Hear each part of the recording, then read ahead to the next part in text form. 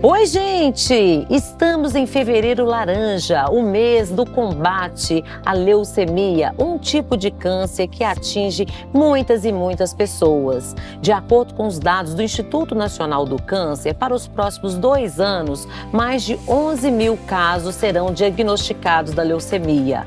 Para falar sobre esse assunto, o Cuidado em Pauta vai conversar com o médico, doutor Evandro Maranhão Fagundes, ele que é uma referência do Grupo Oncoclínicas.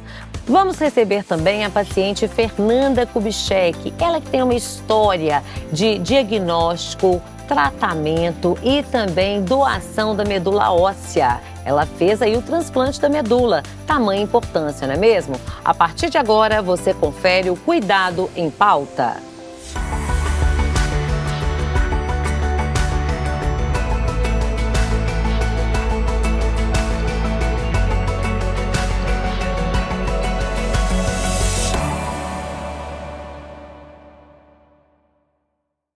Que alegria receber aqui o médico hematologista, doutor Evandro Maranhão Fagundes. Seja muito bem-vindo, doutor. Obrigado, Patrícia. Satisfação. Bom, gente, Fevereiro Laranja, vamos falar aí da importância do combate à leucemia. Ô, doutor Evandro, fala para os nossos seguidores, nossos telespectadores, o que vem a ser a leucemia? Patrícia, a leucemia, assim, a gente está tentando até, eu tenho certeza, levar um clima descontraído do nosso papo e tudo, mas a leucemia é um assunto muito sério, né? Porque, primeiro, embora não seja um câncer muito frequente, por exemplo, se você comparar com câncer de mama, câncer de próstata, etc., é um câncer, de um modo geral, bastante perigoso em algumas formas da doença. Então, acho que para o público, a gente pode dizer que a leucemia é um câncer que nasce na fábrica do sangue e acomete o sangue, obviamente. E tem formas diferentes, tem formas agudas, tem formas crônicas, tem formas que precisam tratar de uma forma muito rápida, quase como uma emergência médica.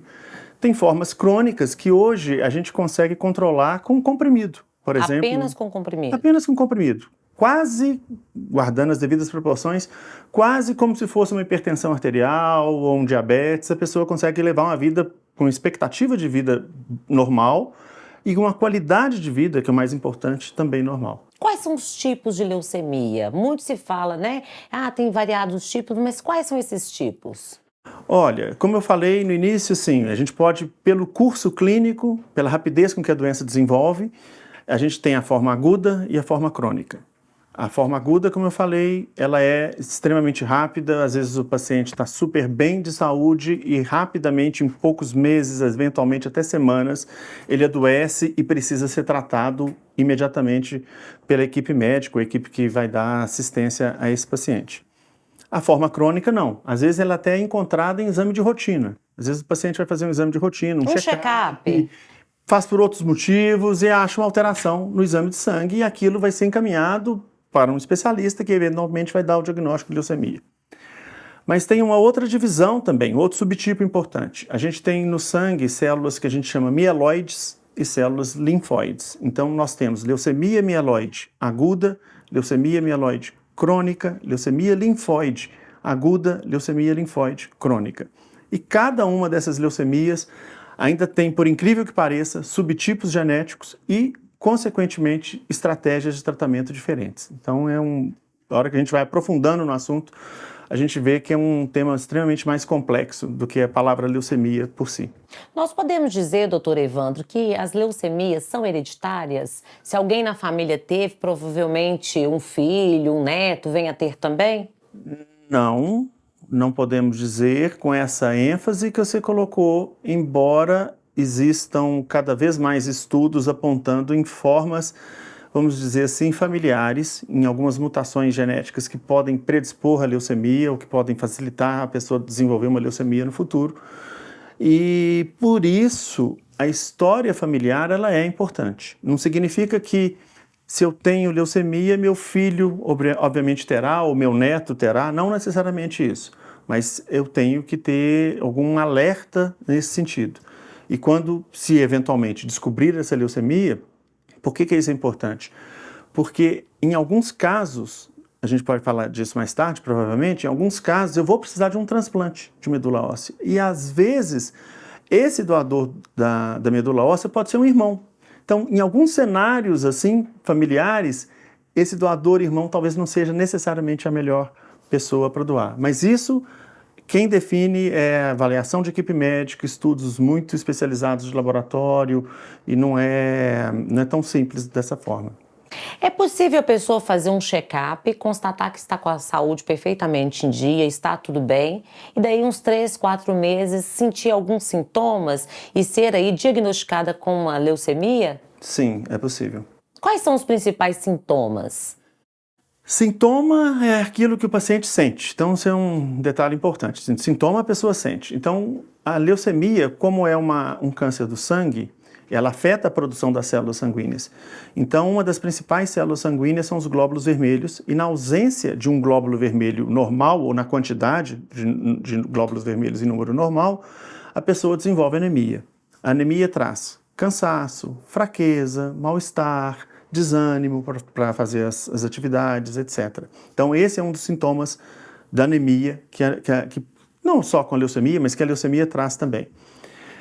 Ela afeta também a produção de plaquetas, que é importante no sangue para coagular o sangue. Para coagular, se a gente, por exemplo, tem um corte com uma faca, o sangue sai e o sangue para de sair, em parte, por função dessas plaquetas. Se eu tenho pouca plaqueta no sangue, porque minha fábrica de sangue produz pouca, eu vou sangrar mais. Então, eu vou ficar mais roxo, com manchas que a gente chama de equimose, sangramentos na gengiva. Às vezes, um simples escovar de dente é suficiente para sangrar. Pancadas mínimas são suficientes para causar sangramento, etc. E o último, talvez seja o mais importante deles, assim, dos 3 grandes, é a redução da capacidade da gente defender contra a infecção. Então, sintoma de infecção, principalmente caracterizado por febre, sim. Imunidade. Mas, por exemplo, eu posso estar com uma unha encravada que inflamou e que uma pessoa que está com leucemia em atividade, aquilo vira uma infecção grave. É diferente da gente estar em situação normal e conseguir debelar por si só a infecção com antibióticos simples, etc. A pessoa com leucemia em atividade precisa de cuidados e antibióticos muito mais potentes e mais administrados por via endovenosa, etc. Então, assim, eu diria que os 3 grandes sintomas da leucemia, existem outros, obviamente, mas é a questão dos sintomas relacionados com anemia, os sintomas relacionados com a baixa de plaquetas, que são os sangramentos, e os relacionados com os glóbulos brancos, que são as infecções. E a disposição, que cai muito, né? Sim, sim. A pessoa fica mais para baixo e tudo. E para você, ouvinte, seguidor que está aí, você às vezes que descobriu que está doente, está aí pensando, como que é o tratamento? Doutor Evandro, como que é feito o tratamento para leucemia? Como eu falei, o tratamento obviamente depende dessas características, se é leucemia crônica, se é mieloide, se é aguda, etc. Vamos falar, então, inicialmente das leucemias agudas, que eu acho que é o foco mais importante para essa campanha desse mês laranja, né? As leucemias agudas, elas exigem, de um modo geral, um tratamento baseado em quimioterapia. A grande maioria dos casos, em adultos, em pacientes adultos, são do tipo mieloide. Então, a leucemia mieloide aguda é a leucemia mais comum do paciente adulto. E boa parte desses pacientes demandam quimioterapia, que é feita, em geral, sob regime de internação hospitalar. A pessoa fica internada 1 mês, eventualmente mais. Nesse período de 1 mês, ela faz quimioterapia por aproximadamente 1 semana. Os outros 3 semanas, 4 semanas seguintes são para recuperar do processo de quimioterapia e todo o tratamento de suporte relacionado a isso, como transfusões de sangue, transfusões de plaquetas, antibióticos, os cuidados etc. também, né? Manter o paciente em isolamento contra a infecção. E essa quimioterapia, ela acaba esse período, o paciente pode até ir embora para casa, descansa, mas retorna para o hospital para fazer uma nova sessão de quimioterapia e, dependendo do tipo de leucemia mieloide aguda, está indicado apenas continuar com quimioterapia, porque ele pode se curar com a quimioterapia só, ou, eventualmente, está indicado o transplante de medula óssea entre doadores diferentes, entre pessoas diferentes, para que esse tratamento se consolide e a pessoa alcance a possibilidade de cura, vamos dizer assim. As leucemias linfóide agudas são tratamentos parecidos com esse, mas o tratamento é todo em termos de quimioterapia, mas ele é todo muito mais longo. Um tratamento de leucemia linfóide aguda dura 2 anos, 2 anos e meio. Tem uma parte significativa dele que pode ser feita em regime de ambulatório, a pessoa não precisa estar internada. Usa muito variação de remédios, remédios de um tipo num primeiro momento, de um segundo tipo num segundo momento. E esse tratamento se prolonga, como eu falei, por um prazo de 2 anos. O transplante de medula óssea também tem indicação, mas para subtipos específicos. E boa parte desses pacientes podem se curar até sem o transplante propriamente dito. Esse tipo de leucemia, a linfóide aguda, ele é mais frequente em crianças do que em adultos. E as leucemias crônicas, aí como eu falei anteriormente, às vezes tem medicações específicas que hoje são comprimidos e que a pessoa pode tomar e toma em casa, no domicílio e, claro, sempre fazendo acompanhamento com o médico assistente, mas ela pode controlar a doença e eventualmente se livrar da doença, de certa forma, sob o tratamento crônico oral, incomprimido. É muito comum a reincidência? A pessoa, por exemplo, tem a alta hospitalar e tudo, passa um tempo e aí tem novamente? Assim? Isso depende também do que a gente chama de risco dessa leucemia. Então, hoje, se eu tenho um paciente novo, um novo caso, não um novo de idade, um novo caso com leucemia aguda, uma leucemia mieloide aguda, eu coleto exames que definem o diagnóstico, tá? Etapa 1, ok, confirmo o diagnóstico, leucemia aguda, mas uma segunda etapa tão importante quanto são exames que caracterizam biologicamente aquela leucemia. Qual o tipo de alteração cromossômica que aquela leucemia tem, mutação genética, etc. E esses riscos é que vão fazer, e esses exames é que vão ajudar o médico a classificar essa doença sob risco. Risco de quê? Risco da doença voltar, risco ou probabilidade da pessoa curar. Então, tudo isso é baseado nessa classificação biológica. Então, pessoas que têm leucemias de alto risco, vamos dizer assim, do ponto de vista do médico, são, de um modo geral, mais candidatas a fazerem um transplante de medula do que aquelas pessoas consideradas de risco menos agressivo. Há pouco tempo, nós estamos acompanhando aí pela web, as redes sociais mostram bastante o tratamento da Fabiana Justus. Ela que é filha do Roberto Justus, ela abriu assim o tratamento dela, né, para os seus seguidores, está incentivando também a doação de medula óssea. Mas será que as pessoas têm aí uma consciência do que é essa doação de medula óssea? Vamos para as ruas saber o que o povo pensa? Povo fala!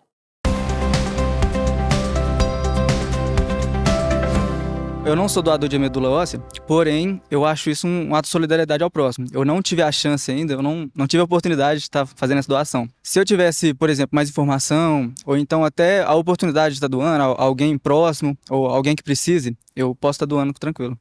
Acho que o que me levou, já tem muito tempo que eu sou cadastrada, então acho que o que me levou foi uma dessas campanhas. Eu acho que a divulgação é super importante.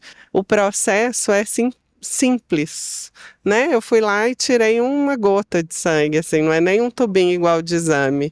Então, acho que é uma retribuição. A gente se cadastra na esperança de não precisar num dia, mas se alguém da minha família precisar, eu espero que tenha muitos doadores cadastrados. Durante muito tempo, eu tratei de uma anemia crônica que me impedia de ser doadora. Por conta disso, eu acabei me interessando pelo assunto, acho fundamental que as pessoas doem e se apropriem desse conhecimento no sentido de que sejam divulgadores, que façam a doação, né? Hoje em dia, a medicina avançou tanto que a doação é super simples, né? E o próprio organismo recompõe o que você doou. Então, assim, é um gesto de amor doar a medula. Não, eu não sou doador de medula óssea. Porque não sei a importância de fazer a doação. Olha, não tenho medo, mas acho que é falta de informação mesmo.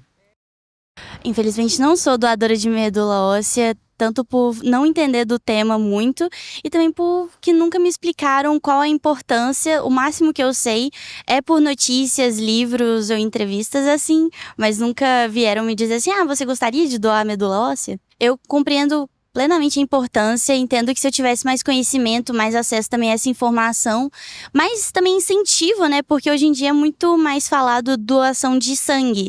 Não, eu não sou doador de medula óssea. Eu acho que eu só nunca me registrei, mas é uma coisa que desde criança eu sempre ouvi a minha mãe falando, a minha mãe é doadora.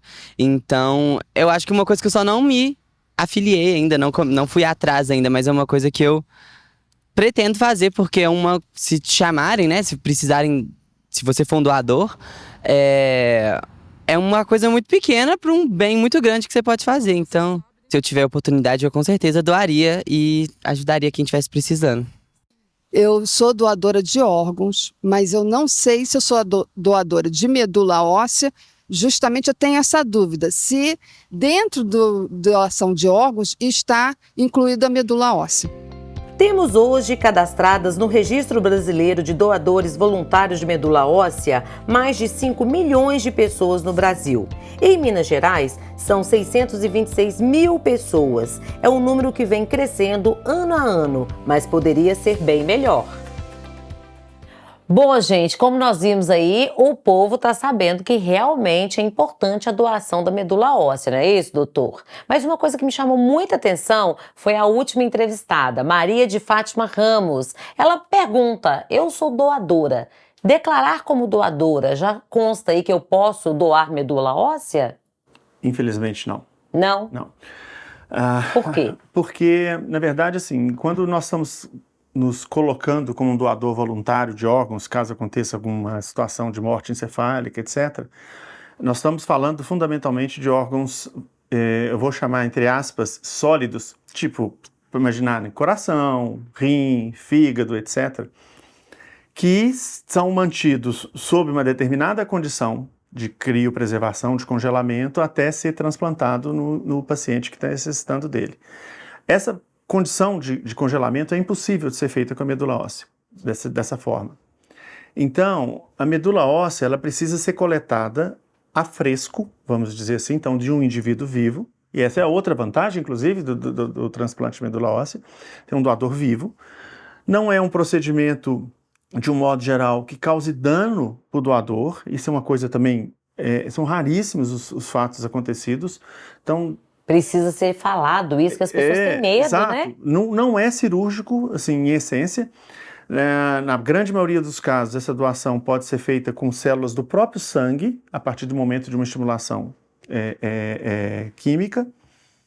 E esse doador, para ser considerado um doador, ele tem que ter tipado um sistema de compatibilidade que existe no nosso sangue. Todos nós temos. Chama sistema HLA, histocompatibilidade.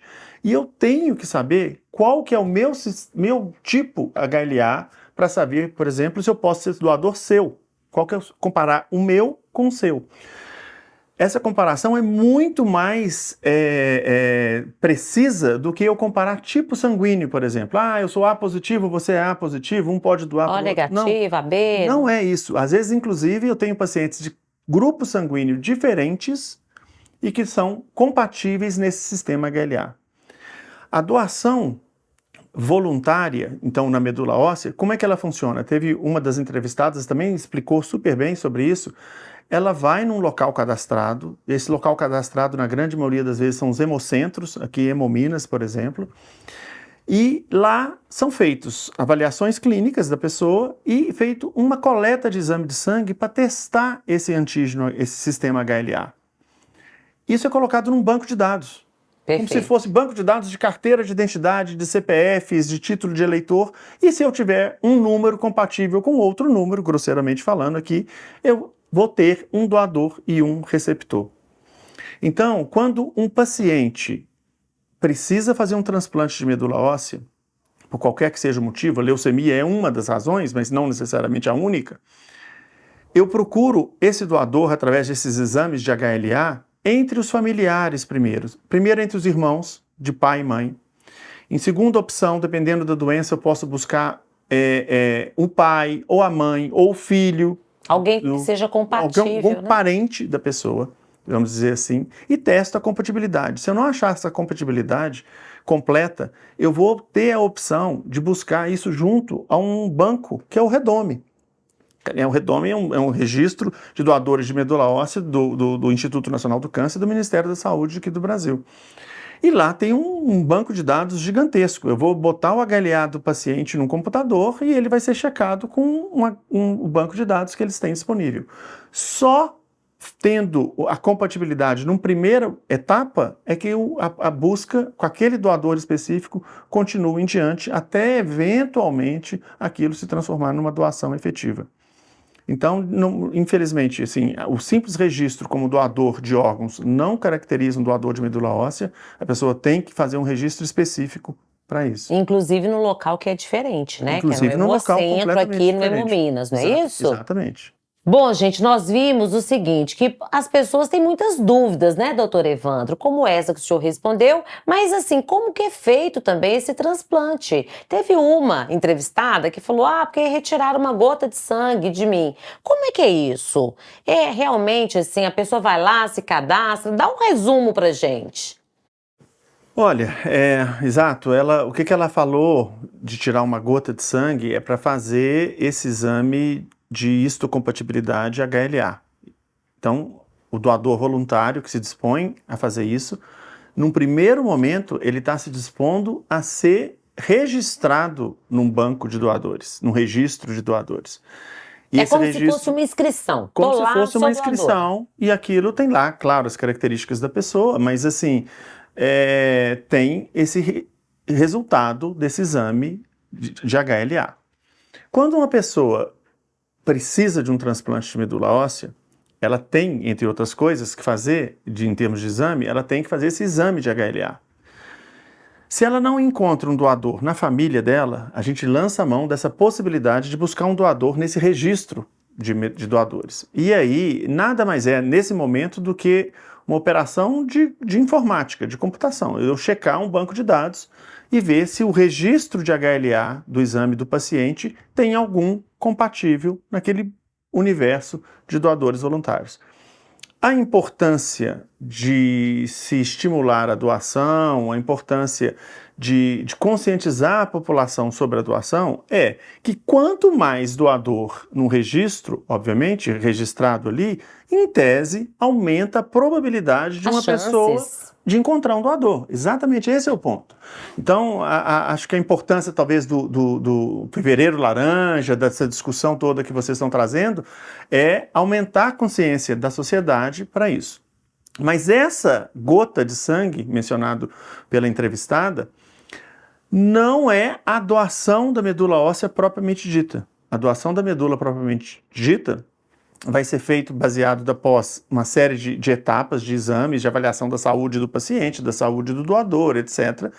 E essa doação pode ser feita de duas maneiras. Ou ela é feita pelo sangue diretamente, um sistema que nós chamamos de aférese ou aferese, que para o leigo entender é grosseiramente semelhante a um processo de hemodiálise. É uma máquina, a pessoa deita numa maca, tem uma veia funcionando, o sangue sai, passa nessa máquina, filtra o que é necessário filtrar para fazer o transplante, o restante devolve para o paciente vai embora. Normal. O paciente não, o doador, O doador. vai embora para casa normal, isso é feito corriqueiramente. Não fica nem internado. Não, isso não necessita sequer internação.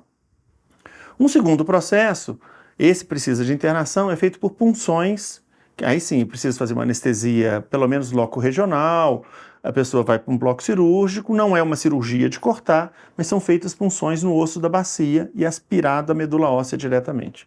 Esse processo demanda, sim, uma internação curta do doador e obviamente, como é um processo que tem punção, demanda uma anestesia. Mas boa parte dos casos hoje é feita nesse processo, dessa máquina chamada aférese. A partir dessa doação é que a medula sai de onde o doador doou, por exemplo, pode ser numa outra cidade sem ser Belo Horizonte, pode ser eventualmente até num outro país, e chega na cidade e na instituição, no hospital onde o paciente está internado, para que o processo do transplante ocorra propriamente dito. O paciente, nesse ínterim, o paciente está sendo preparado para fazer o transplante.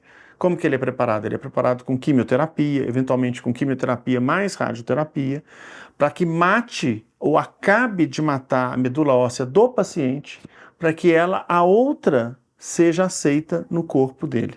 E ela começa então a produzir sangue no lugar da medula óssea original. Eu acho que é mais ou menos nesse sentido, assim. A medicina evoluiu muito, né, gente? Antigamente eu estava falando com o doutor nos bastidores o seguinte, que a gente tinha aí o cordão umbilical, né, da criança, não era assim? E isso ficou em desuso, né? Ela tem, talvez, eu não diria exatamente um desuso, mas um uso cada vez menor, cada vez restrito, porque a gente consegue hoje, com técnicas de transplante, fazer um transplante que chama-se haploidêntico. Porque eu pego um doador que é 50% compatível e consigo fazer um transplante com ele. Antigamente era só 100% Só compatível. 100%. Agora é possível fazer isso. Que boa notícia. Então, o que significa isso? Se eu tenho um casal, esse casal tem um filho. Esse filho, ele recebe metade genética do pai e metade genética da mãe. E se o pai ou a mãe desenvolve, por exemplo, uma leucemia e precisa transplantar, esse filho certamente, 50% ele já é ou do pai ou da mãe. Que coisa boa. Então, isso é possível fazer. Acontece para todo mundo? É usado para todo mundo? Não. Isso é um julgamento médico, de acordo com a característica do paciente, característica da doença do paciente, da necessidade que a gente acha mais seguro fazer, etc. Então, existe espaço hoje muito grande para o doador 100% compatível da família, para o doador 100% compatível de um registro de doadores de medula óssea e para o doador metade ou 50% compatível ou haploidêntico e cada vez menos espaço para o transplante de sangue de cordão. Que notícia boa, né? Olha, gente, isso, né? Essa equipe médica, isso a Oncoclínicas tem lá um grupo, uma equipe aí que pode estudar cada caso, porque varia muito de acordo com o paciente. Isso a gente tem que deixar muito claro, né, doutor? Sim, sem dúvida. A gente tenta falar aqui de uma forma simplificada, mais quase didática, assim, para as pessoas entenderem, mas assim, não é para ser feito e ser tomado como verdade absoluta para todos os casos, né? Cada caso é um caso, cada cenário é um cenário diferente, a gente tem que sempre... Que delícia aqui, gente, de bate-papo, informativo, com uma certa leveza, inteligência. Agora eu quero que o doutor finalize o seguinte: o diagnóstico de leucemia definitivamente não é a sentença de morte, não é isso? Definitivamente. Leucemia é uma doença, leucemia aguda especificamente, é uma doença grave, sem dúvida, mas acima de tudo é uma doença curável e tem que ser tratada como doença curável. Então, obviamente, o futuro a Deus pertence, né? Médico é médico, ele não é Deus. Então, esse é um ponto. Mas esse médico, ele tem que lidar com esse paciente com a perspectiva de curá-lo. Na sua lida com os seus pacientes, o que o senhor acha que o paciente mais ajuda? Qual a característica que o paciente mais tem que ajuda no tratamento? Nossa, pergunta difícil, assim. Eu acho que... Acho que não sei se eu diria que tem uma característica, sabe? Assim, é difícil a gente dizer assim.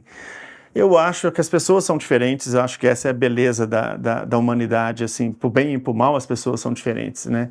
É claro que a gente vê pessoas que estão sempre muito otimistas, que têm astral bom, como se diz, acho que o bom humor é uma coisa importante, mas uma questão fundamental, seja independente dessa característica da personalidade da pessoa, é a relação médico-paciente ser uma relação de troca de confiança. Então, o médico ter certeza que o paciente vai fazer o que foi determinado para ele fazer, o paciente ter certeza que o médico está dizendo as coisas que precisam ser ditas para ele, informe ele dos riscos, informe ele das necessidades, até do prognóstico da doença, das condições da doença. Então, eu acho que essa relação médico-paciente ela é crítica e, obviamente, assim, recheando ou de permeio dessa história toda, o conhecimento científico. Você tem que estar... Isso não é exatamente só um ato de boa vontade de um ou de outro, mas tem que estar baseado em conhecimento científico, na ciência, em estudo, etc. Acho que é que isso. maravilha! Nós conversamos com ele, o doutor Evandro Maranhão Fagundes, ele que é médico hematologista, é líder aí no tratamento, no combate de leucemias agudas, lá do grupo Oncoclínicas. Muito obrigada, doutor. Volte Obrigado a sempre. você, Patrícia. Foi um prazer te entrevistar, viu? Igualmente.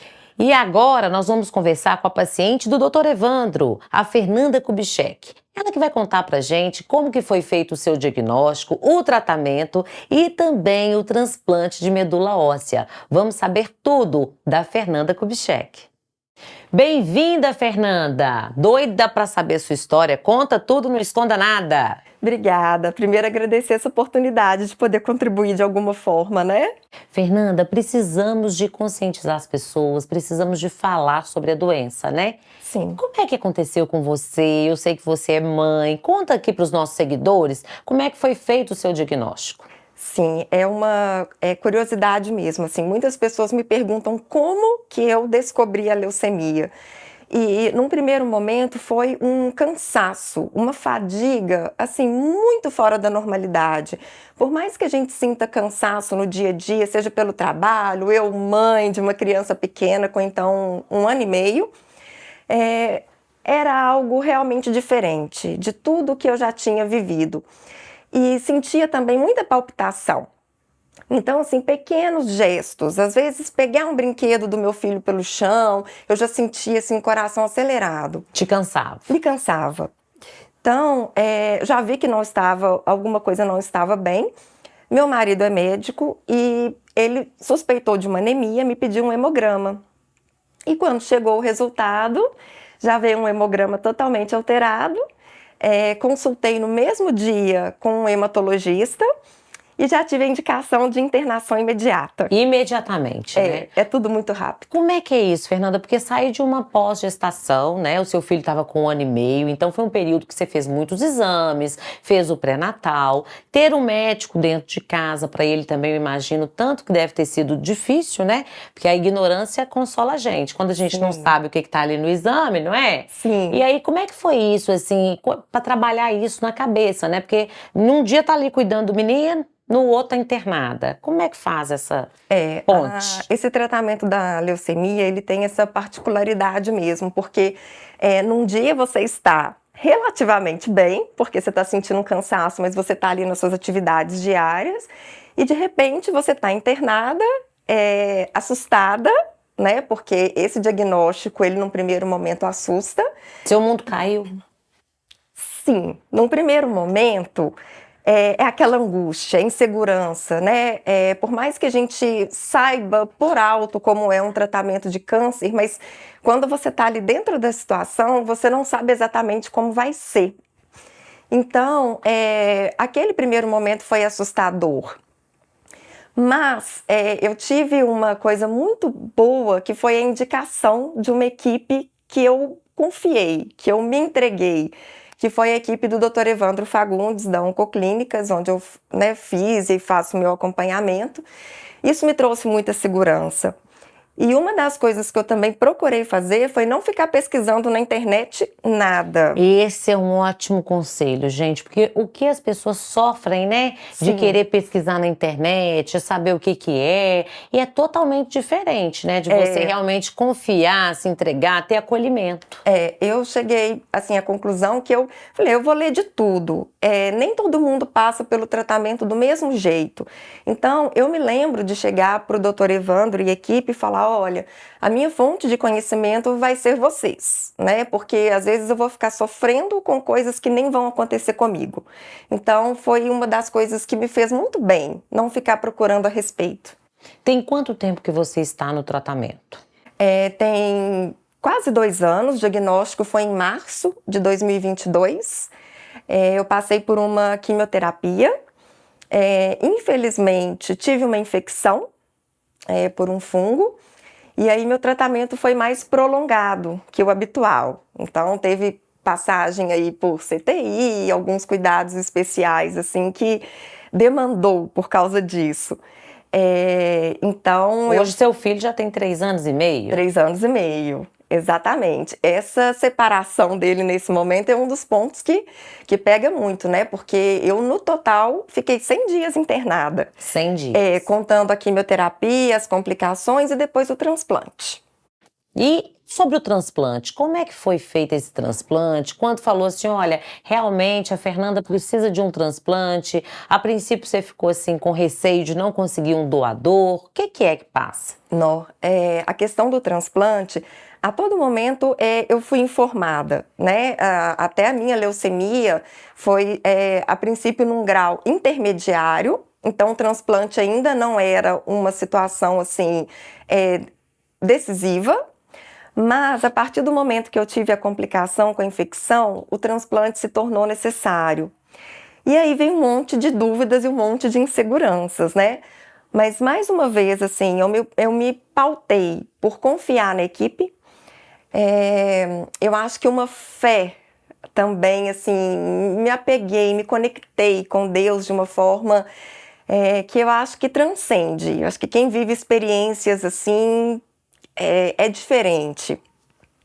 Tive um apoio da família muito grande, minha mãe, meu marido, incansavelmente também, comigo se revezando lá no hospital.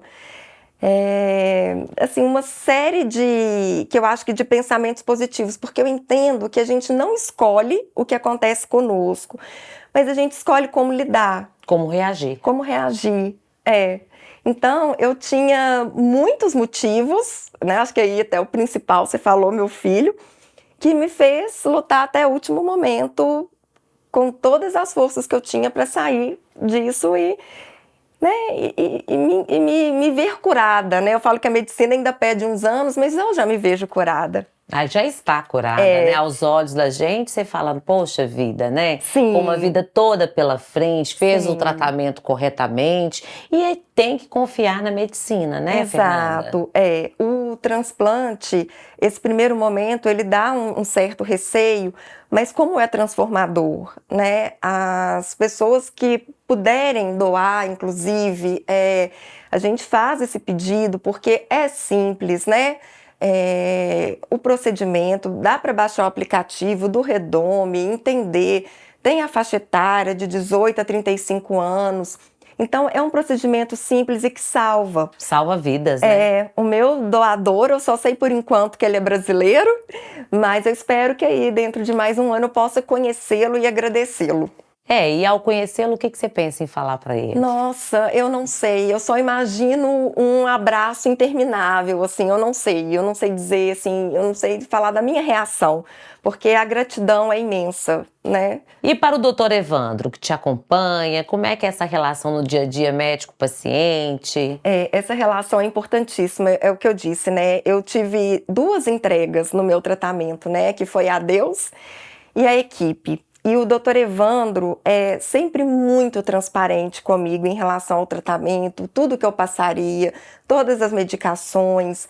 E eu sentia que eu estava assim, em boas mãos, acolhidas, em mãos competentes dele, da equipe como um todo. Assim, para mim foi primordial, fui muito bem atendida. O processo pode não ser fácil, né? Mas você sempre deslumbrou a vitória, sempre viu a vitória.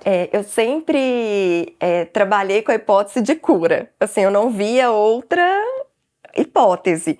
Então, acho que isso mantém, né, a gente muito otimista mesmo para conseguir, para alcançar. Eu me via fora daquele hospital, eu já me via criando meu filho. Então, eu acho que isso te impulsiona, né, a conseguir. A realizar, né? A realizar. E o seu propósito hoje é qual? Hoje, qual que é o seu desejo maior? Nossa, eu falo que a gente passa a ter um ponto de vista muito diferente da vida, né? E eu acho que o aproveitar, sabe, as pequenas coisas da vida, aproveitar as pessoas, os momentos. Eu posso dizer, por exemplo, hoje, um simples banho, para mim, tem um significado muito maior. Aquilo que lhe é privado por um momento, né? Então a gente depois passa a ter muito mais valor. Eu quero muito que, eu acho que a passagem de cada um de nós na vida não é em vão, né? Cada um de nós tem uma missão. Eu peço muito a Deus para abrir os meus olhos, meus ouvidos, para que eu possa realizar o que eu tenho para fazer aqui. E vai realizar, está realizando, principalmente aqui nesse podcast, falando para milhares de pessoas sobre a importância, né, de fazer o check-up, de se cuidar, descobrir a doença, tratar, não deixar a peteca cair, né? Sim. E também aí da doação da medula óssea, que é muito importante, né, Fernanda? Sim, sim. Eu imagino como deve ser gratificante para quem pode fazer esse gesto por outra pessoa, né? Salvar uma vida. Bom, gente, a Fernanda é uma inspiração, né? Uma história de sucesso que tá aí, fez o transplante, né? Tamanha importância da doação. Fernanda, eu quero te agradecer muito. Quero te dizer que você é uma inspiração, que na luta da vida você é mais que uma vencedora. Obrigada. Viu? Recebe meu abraço. Obrigada. Vou até abraçar aqui. Eu quero.